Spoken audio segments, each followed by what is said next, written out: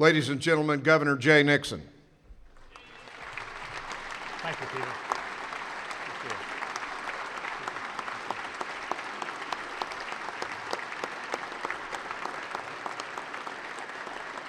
Good evening. Thank you, Lieutenant Governor Kinder, Speaker Richardson, President Pro Tem Richard, members of the General Assembly, judges of the Missouri Supreme Court, state officials, members of my cabinet, and honored guests. I'm also delighted to be joined this evening by Missouri's outstanding First Lady, my wonderful wife, Georgianne.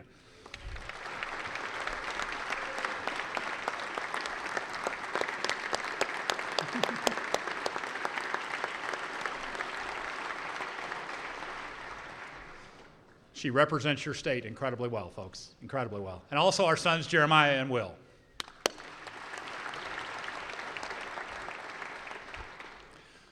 "32 years ago, I was a young Jefferson County lawyer, beginning a campaign for the state Senate, asking people to believe in my passion, my work ethic, and my vision. The people of my home county gave me their votes and an opportunity for a life in public service that has brought me to this moment. The world is a very different place than it was in 1984. But as people, our hopes, dreams, and fears have not changed. And politics at its core isn't different at all. It's still a great contest of ideas and how to put them into action. So tonight, I want to highlight some of the real progress and outline some of the perils of inaction on the critical issues that face us now. Growing up in DeSoto, I went to Central Elementary School. Back then, students with challenges were warehoused in a separate building. At recess, they were the target of jeers. I remember at a young age understanding that this was wrong and trying to do my best to do something about it. That experience taught me some fundamental lessons that have stayed with me ever since. We aren't all given the same gifts, but we all have the same rights. And our service will ultimately be measured at heaven's doorstep by what we did or failed to do to help those in need. 7 years ago, I stood right here and talked about our shared values as Missourians. Those values haven't changed. Values don't. And the goals of progress based on those values haven't changed either. Tonight, my final time at this podium speaking to Missouri, to you in this room, and quite frankly, to history. I will be clear about my vision for a shared path forward and the steps we can take to grow our economy, improve our schools, care for those in need, and earn the trust of the people we serve. And I pledge to you that I will do everything that I can with the power entrusted to me to move us, to move you, to action. We all know action carries risks, but it's the risk takers who make history. Inaction is always easier, but inaction is also a decision with real consequences. So tonight I ask all Missourians, and especially those in this room, to join with me. Choose action over inaction to make life better for the people of our state. Don't fight for partisan reasons. Yours are mine. Instead, let's join together and fight for progress. Now, in my first day of the state address in 2009, I set 5 broad goals for our state based on values we share as Missourians. And on 4 of these 5 goals, we've taken huge strides. My first priority was jobs. And since the worst of the downturn, more than 100,000 new jobs have been created in Missouri.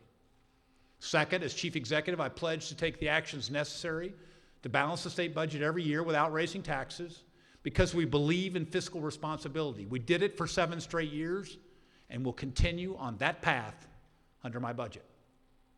The third goal was to make college better and more affordable because education is the key to our future. Today, Missouri is #1 in the country for keeping a lid on tuition increases. And under my budget, We'll stay number one this year. My fourth goal was to provide more Missourians with better health care. Today, 100,000 more children have health care than the day I took office. And this year, we'll make historic investments to help Missourians with developmental disabilities and mental illness live with dignity and hope. Now, the fifth goal I set was ethics reform. So let's get real ethics reform to my desk this session so I can sign it into law, please.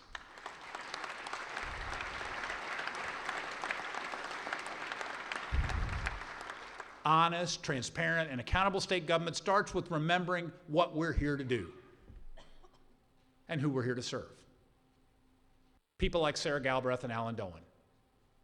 8 years ago, they took a risk and started the Missouri Star Quilt Company in the small town of Hamilton. Now it's the largest employer in Caldwell County and brings thousands of visitors to Hamilton each year. People like Rebecca Belfons, a mother who grew up in foster care, who is now on track to finish her degree in elementary education early from WGU, Missouri, to make life better for her kids. And people like Kelsey Mack. Kelsey has cerebral palsy, but she didn't let it stop her dream. She opened a shop in Blue Springs selling items made exclusively by people with disabilities to help them be more independent and empowered. Like so many Missourians, these folks didn't fold in the face of a challenge. They persevered because that's what the people of Missouri do. Now, just a few short weeks ago, floodwaters inundated many parts of our state, claiming 16 lives and threatening hundreds more. And as always, Missourians stood together and reached out to help their neighbors in need. Let me share one remarkable story with you. On December 27th, just after 2 a.m., a call went out to the Missouri State Highway Patrol about a man who had been swept away by the floodwaters of the Pomme de Terre River in Polk County. Corporal David Brown and Trooper Robert Garrett sprang into action. As they neared the Highway 215 bridge, they could hear someone shouting for help, but it was far too dark to see on that very cold night. In spite of the danger, they launched a jet boat into the raging river. As Trooper Garrett steered through the treacherous currents, the spotlight hit the face of a young man desperately clinging to the branches of a tree 10 feet above the water surface. As the man began to climb down into his rescuers, he slipped and fell into the freezing river. Before the swift current could pull him under, Corporal Brown hauled him up into the boat and got him safely to dry land. Their training paid off. A life was saved. The willingness to risk their lives for others is a defining characteristic of all those who answer the call to service. As first responders, law enforcement officers, and members of the military, they run towards danger, not away from it. Corporal Brown and Trooper Garrett, please stand. You represent all those who serve our state and nation with honor. Please accept the thanks of your state.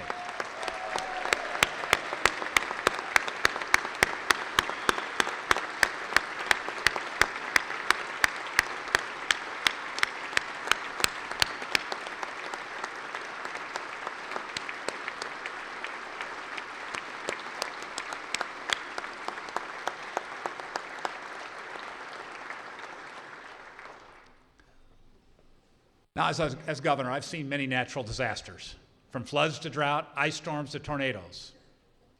I'm hopeful we don't get locusts this summer. We seem to get more than our share. Maybe that's why Missourians have such grit, such fortitude, and a relentless work ethic. No one works harder or competes tougher.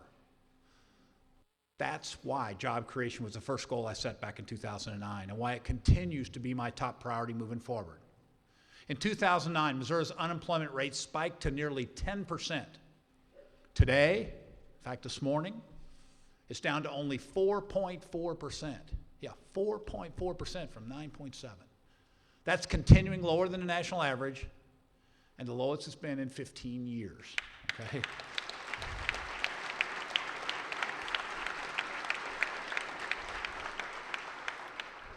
(2001 is a long time ago. When I took office, the auto industry in Missouri was on life support. Today, it's back and booming, and Missouri is home to the most productive Ford plant in the world.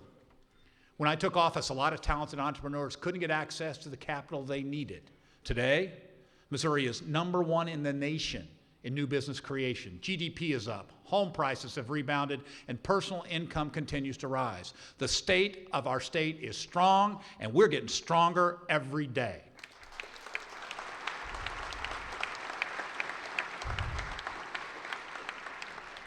But we aren't going to let up.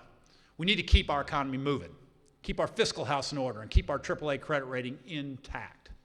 Now, the balanced budget I present tonight continues our commitment to my second goal, fiscal responsibility. Over the last 7 years, we've made state governments smaller, smarter, and more efficient, while making $2 billion in cuts necessary to balance the budget.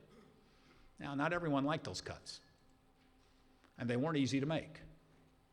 But Missouri is stronger today because we took action. In an election year like this, there are folks out there who are going to claim that the size of government has grown. You'll hear it when you're running this year. They'll say government has grown and spending is out of control. Maybe that's true in Washington, but it's not true here in the Show Me State. Here in Missouri, we balance our budgets. We pay our bills, and we pay down debt. In fact, when I leave office, we will have less debt than when I came in. State government today is 5,087 positions smaller than when I took office. 5,087, and under my budget, it will keep getting smaller. 5,000 is about the size of my hometown of DeSoto, or all of Putnam County. I guess maybe more than that during deer season, but it's a lot of folks. Balancing budgets, paying our bills, protecting our AAA credit rating, responsibility and accountability matter. That's what taxpayers expect. It's what they deserve. Our AAA rating is the gold standard.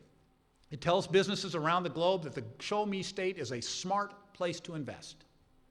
And it's a big selling point for our state. Time and time again, it has been a deal closer for Missouri. Unlike Illinois, which can't even pass a budget, or Kansas, which can't even pay its bills, and both those states had their credit ratings downgraded. Meanwhile, Missouri's economy keeps getting stronger and growing. Fiscal discipline matters. Now, last week I was back at the auto show in Detroit, where once again, it was cold. But the spotlight was on the all-new vehicles built with pride here in Missouri, really brightly. Before I took office, auto plants were closing. 1 out of every 3 jobs in the automotive industry in Missouri had disappeared. And the first time I went up to the auto show, quite frankly, the mood was grim. 7 years later, more than 24,000 men and women are working at the auto plants and suppliers in Warrensburg and Willow Springs, Perryville and Portageville, Mexico, Moberly, Troy, Dexter, New Haven, and of course, St. Louis and Kansas City, where employment at the Ford and GM plants has more than doubled. Today, Missouri workers build the toughest, safest, most innovative, and in-demand vehicles in the world. The Ford F-150, America's best-selling pickup truck, made in Missouri. The 2016 Truck of the Year, the Chevy Colorado, made in Missouri. The best-selling commercial van in the United States, the Ford Transit, made in Missouri. American-made, Missouri strong. Absolutely.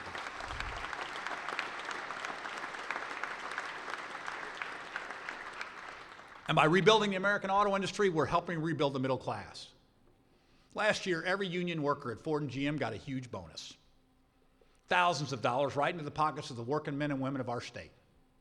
Those bonuses paid off credit cards and student loans, put Royals hats and Cardinals jerseys under the Christmas tree, and poured tens of millions of dollars into our economy. Now, last year, if you recall, we were joined by a crowd of cheering auto workers who came to the Capitol to show their gratitude for the work we did here. They're not here tonight because they're working. Demand is so high they even have to give up their lunch breaks at the GM plant in Wentzville. So next time you see one of those shiny new Colorados or F-150s, remember who built them.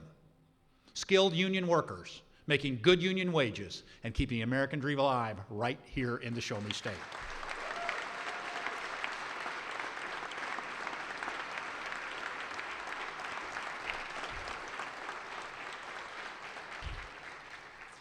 Now, but the economic growth we've seen isn't just in Kansas City and St. Louis. It's in Sedalia and Springfield, St. Joe, and Joplin. Joplin, where the population is greater today than it was before the tornado in 2011, and where the economy is going strong. With faith and courage, the people of Joplin rebuilt their community from the ground up, planting trees and painting murals, building homes and hospitals, schools and churches, playgrounds and businesses. One of those new businesses belongs to Toby Teeter, an entrepreneur I met at Joplin's Newman Innovation Center. About a year ago, Toby started a tech company called localraces.com. It builds websites that communities and charities can use to organize running events, from 5Ks to marathons. Toby's biggest challenge was finding the funds he needed to get his concept up and running. Our Missouri Technology Corporation provided $100,000 in seed capital that Toby was able to match with private investments. Today, localraces.com is growing and hiring, creating high-tech jobs in the heart of Joplin. Please join me in recognizing Toby, his wife Ashley, and all of the entrepreneurs they stand for, making Missouri a hub of technology innovation. Thank you.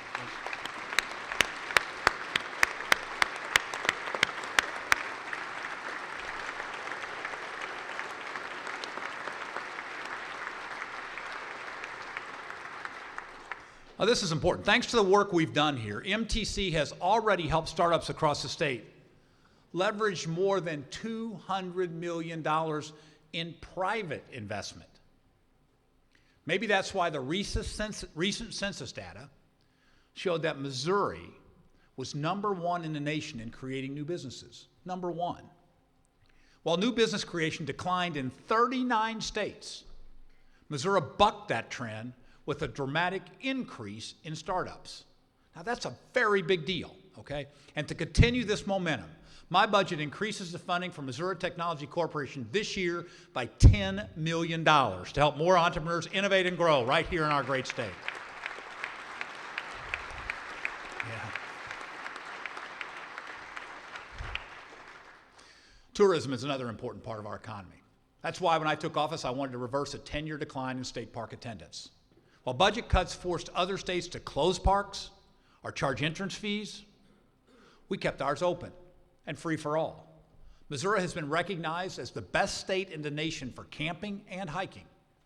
Last year, our state parks had more than 19.2 million visitors. That's an increase of nearly 30% since 2008. More young people are out hunting in our woods and fishing in our lakes and streams.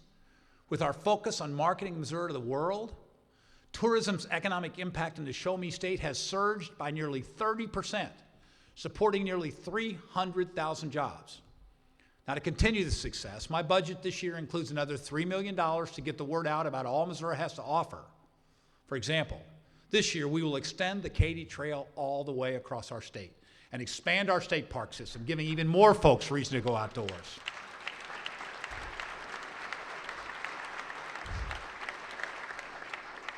You know what else we're given a reason to do? Spend money in the Show Me State, okay? This is a big part of our economy. Now, when we talk about ways to keep our economy moving forward, we've got to include Missouri's #1 industry, agriculture. My budget includes funding for scholarships for next-generation Missouri dairy farmers and additional resources to increase the value of our cattle industry. I'd like to recognize our outstanding agriculture director, Richard Fordyce, who's up in the gallery. He's got a great group of folks with him tonight. These are the hardworking producers who earned the Governor's Award for Agricultural Achievement. Now, people talk about agriculture being the backbone of our state. Well, these folks, they're the backbone of agriculture.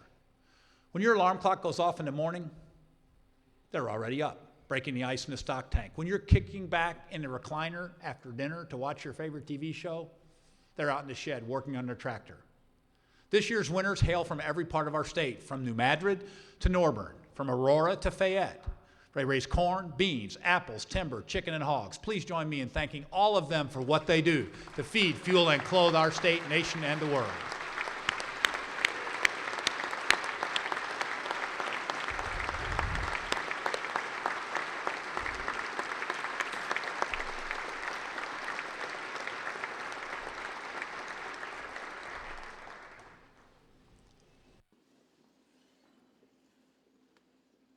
You know, President Bush messed it up for all of us. I used to always say, "You're doing a good job, Richard." You know, all that stuff in the Katrina kind of made it hard. But I want to tell you folks, your agriculture director works dawn to dusk every day himself and is doing a heck of a job selling this state, not only here, but all around the world. Couldn't be prouder of his work.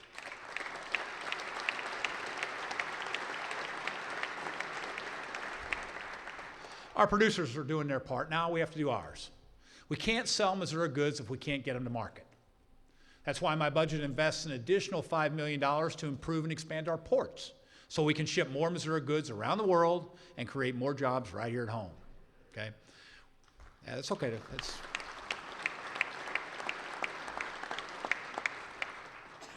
We've also got too many bad roads and rickety bridges. You know, we all know it. And it's time to act. Roads aren't free. Last time I checked, nobody was giving away concrete and asphalt. I've been clear about my position. If you use the roads, we should help pay for them. What I don't support is taking money that should go to schools, law enforcement, and mental health and using it to patch potholes. Okay? With gas prices the lowest they've been in more than a decade, now is the time to get this done. So, Senator Leibel, I appreciate your leadership in this area. I'm looking for your bill to move into the passing lane this year and get to my desk. Let's work together to move transportation forward in our great state. We have a chance to do it this year, guys.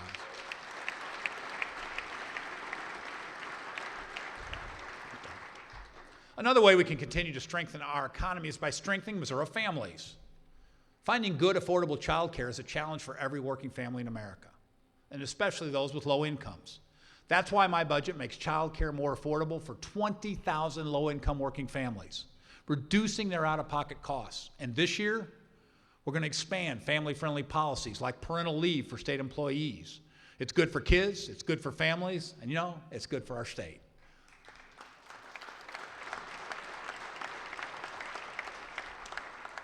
And we need to strengthen all families, and I mean all families. In July, I signed an executive order to ensure compliance with the U.S. Supreme Court's decision establishing a right to same-sex marriage. No one should be discriminated against because of who they love.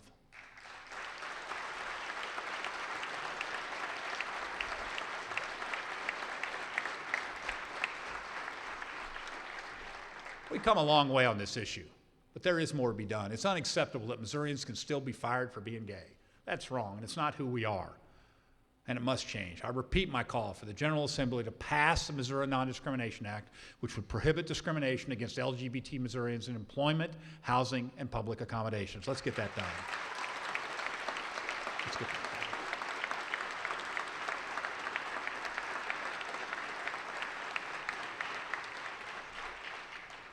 You know, equal opportunity and social justice go hand in hand. One cannot exist without the other. We're upholding these principles and restoring trust through sweeping municipal court reforms and improved police training. Our Post Commission has put forward strong new rules to update and enhance Missouri's police training standards. We also need to update our use of force statute. Let's support our cops and the communities they serve.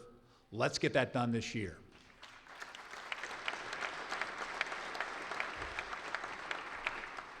Now, the third priority I identified when I took office was education. Public education is the best economic development tool we've got, and it's a value we share. Our children need an education that prepares them to be critical thinkers and problem solvers, innovators who will rise to the challenges of climate change and food production, harness clean energy, and conquer disease.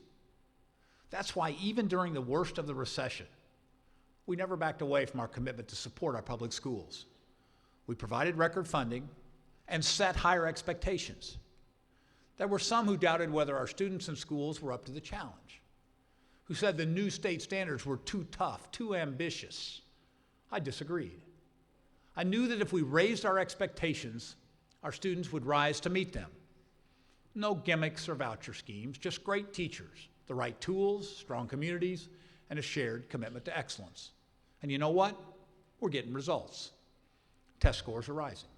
Our graduation rate is now in the top 10 in the nation, and more high school graduates are college ready. My budget ensures that education remains a top priority with an increase of $150 million, record funding, for our local public schools.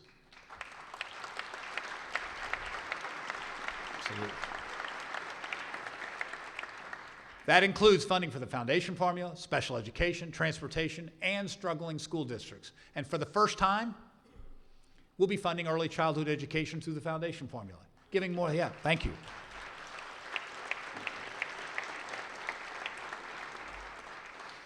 We'll be giving more than 2,500 kids access to high-quality preschool this year. Under my budget, troubled schools will get the early intervention and support they need to turn things around. And more students in low-income communities will have the opportunity to learn 21st century skills like computer science.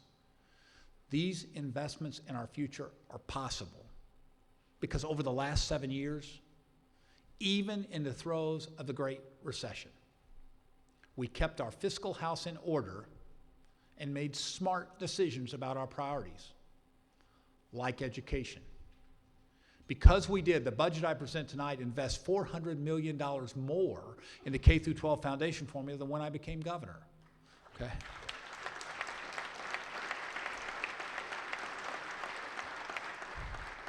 Now, funding is an essential part of the equation for successful schools.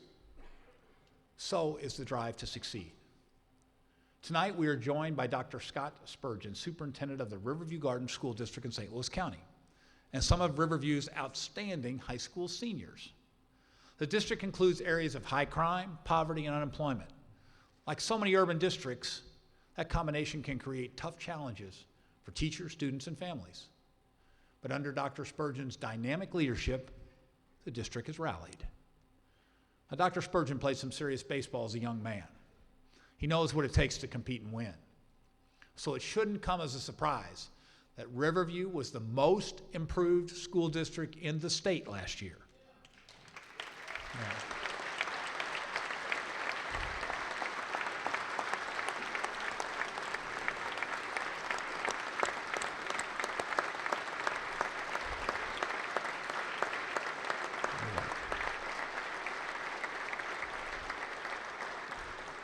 And they're continuing to make dramatic progress. You want to see what relentless focus and hard work can do? Meet the outstanding college-bound students here with us tonight. Cameron Johnson, Darius Bass, Cordell Billups, Christopher Grant, Devin Walton, and Shannon Washington. Please stand.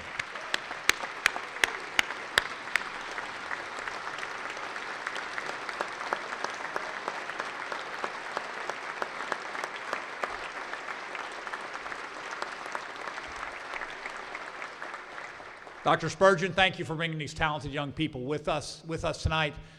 We're counting on you, but more importantly, we're counting on them. Now, in 2009, continuing in education, too many kids couldn't afford college. And those who did get a degree were saddled with too much debt. But today, more kids are going to college, getting their degrees, all while taking on far less debt than the national average. You know, if we stay number one in not tuition going up, eventually it matters. We're talking about thousands of dollars less per student in debt. What you and we do here is making a difference. In fact, Missouri is number one in the nation in holding down tuition increases at our four-year institutions. Number one. Yeah.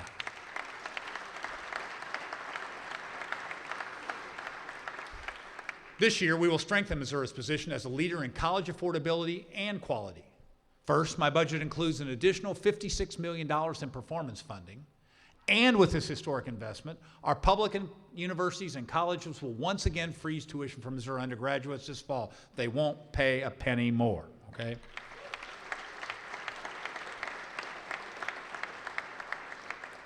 We're also upping our investment in Missouri A+ scholarship program to keep up with increasing demand. When I took office, fewer than half the schools in the state were A+. But today, nearly all of them are, because I believe that every student deserves an opportunity to earn an A+ scholarship. And for low-income families, we're putting more money in access scholarships, reducing the cost of college for tens of thousands of students.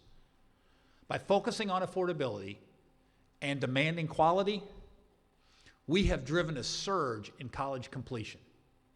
Last year alone, more than 50,000 students earned a degree from one of our public institutions. That is up 36% since I took office. 36%.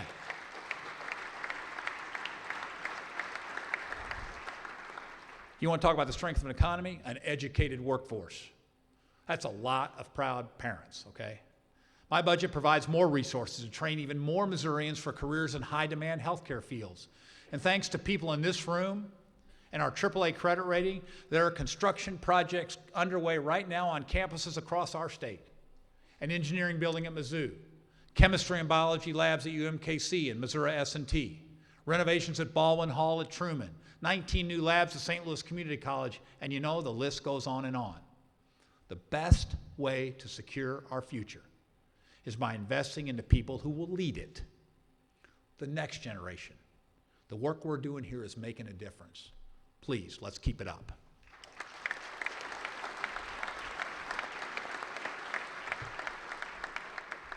Now, let's also work together to protect kids and consumers by reining in the billion-dollar daily fantasy sports industry. Let's get real. This is gambling. Kids are playing, and it's completely unregulated, okay? And there are lobbyists in this building who want to keep it that way. If you're going to legalize it, we must regulate it and tax it just like we do casinos. The industry should follow the law, play by the rules, and pay its fair share. And this could, by the way, this could mean millions of dollars a year for education.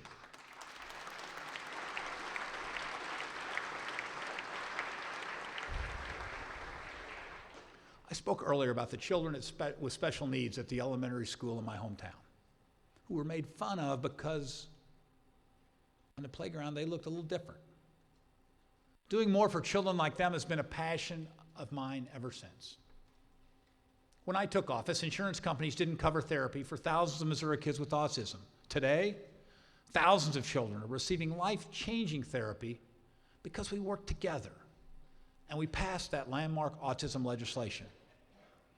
And with increased funding in my budget, we will build a new autism center at Truman State University, expand the Thompson Center for Autism in Columbia, and increase services at Mercy Kids Autism Center in St. Louis. That means more, yeah, it's good stuff.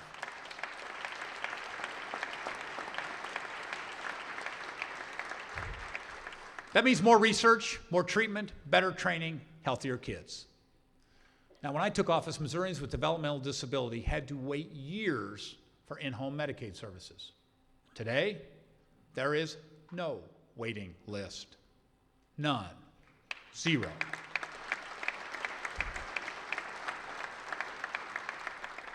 Under my budget, it will stay at zero. And we'll provide additional resources to those professionals who care for Missourians with developmental disabilities. We also need to reach out to those Missourians with severe mental illness. Now, when I took office, some of these people were locked up in a dangerous and decrepit facility in Fulton, opened first in 1851. It will soon be replaced by a state-of-the-art psychiatric hospital dedicated to modern treatment, rehabilitation, and research. Thank you.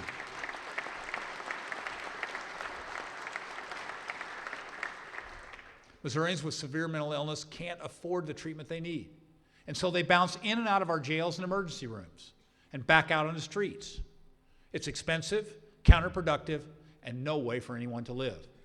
So my budget includes $1.6 million to get those folks out of our emergency rooms, off the streets, and into treatment. Okay? That's where we need to be. Today, in every county in the state, mental health professionals are partnering with local law enforcement to help those suffering from chronic mental illness find treatment and stability. But our work isn't finished. Our goal is to help more individuals get into treatment earlier, before they reach a crisis point. That's why this year we will roll out a crisis prevention program for Missourians between the ages of 21 and 35 with serious mental illness and substance abuse problems. You know, while we're at it, Missouri needs to join the other 49 states in the nation and get a prescription drug monitoring program.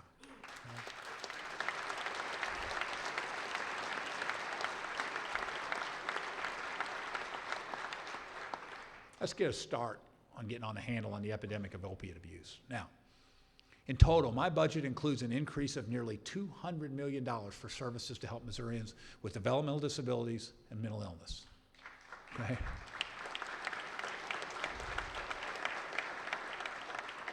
These programs change lives. They save lives. we can work together to make our communities safer, healthier, and stronger.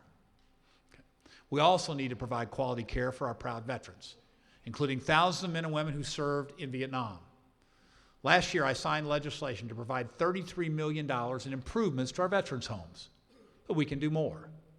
My budget includes funds for the design of a new veterans' home so that no veteran has to languish on a waiting list. They did their duty. Let's do ours.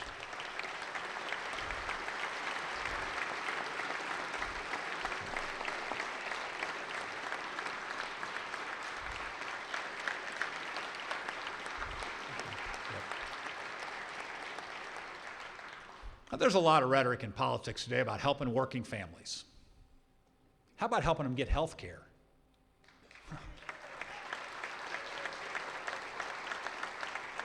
Right now, we got a backward system in our state. It encourages folks to sit at home and not work, punishes working Missourians with jobs that don't offer health insurance. Okay? More than 30 states already have expanded Medicaid, including 10 with Republican legislators on both sides of the building. Okay? This should be the year we find a way forward with a Missouri solution that rewards work, demands personal responsibility, brings our tax dollars home, and gives health care to 300,000 working Missourians.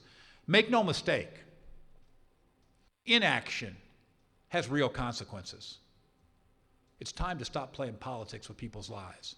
Do the right thing and give them access to health care.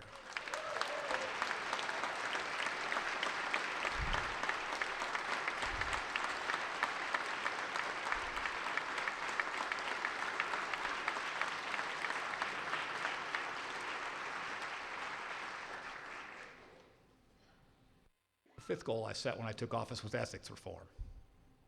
Missouri's ethics laws are a disgrace, the weakest in the nation. The people of Missouri are nobody's fools. They understand a donor who writes you a fat check expects something in return. They know that if a lobbyist showers you with gifts or takes you to the country club for cocktails and a surf and turf, he's going to lean on you before dessert. They know it's wrong for legislators to launder campaign contributions by paying each other for political advice. Missouri's got to clean up its act. And I want to thank Speaker Richardson for pushing forward on this issue. Okay?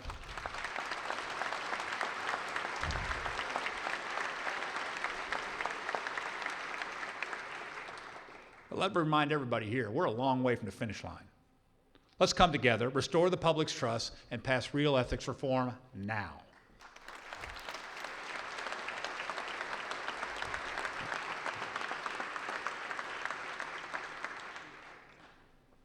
Before I close, I'd like to introduce you to a family that demonstrates the kind of difference we can make when we work together. Paul and Jennifer Johnson are originally from Indiana. Paul was an electrician at the GM plant in Kokomo, and Jennifer was a stay-at-home mom. But in Indiana, GM was downsizing, and Paul got laid off. He had just drawn his last unemployment check when he got an offer to work at the GM plant here in Missouri. He jumped at the chance. 6 months later, Jennifer got a job at the plant as well. Now they're both building next-generation vehicles right here in the Show Me State. They like living in Wentzville so much that they convinced their daughter and her 2 kids to move nearby. Jennifer says the school district is awesome, but the biggest upside of their move is how well their grandson Tristan is doing. Tristan has autism. Before their move to Missouri, he was nonverbal. But with the help of therapy, he's now speaking and thriving. Jennifer says it's had a huge impact on their family. Paul and Jennifer are here with us tonight, and I want to thank them for reminding us what Missouri is all about. We work hard, we build things, we care for people who need it, and we welcome everyone. Paul and Jennifer, thank you for being with us tonight.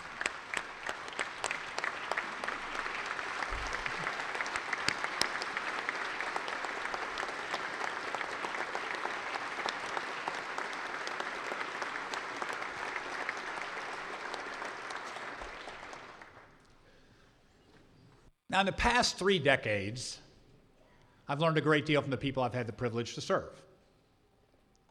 I've learned that Missourians are stronger, more resilient, and more generous than you could ever imagine.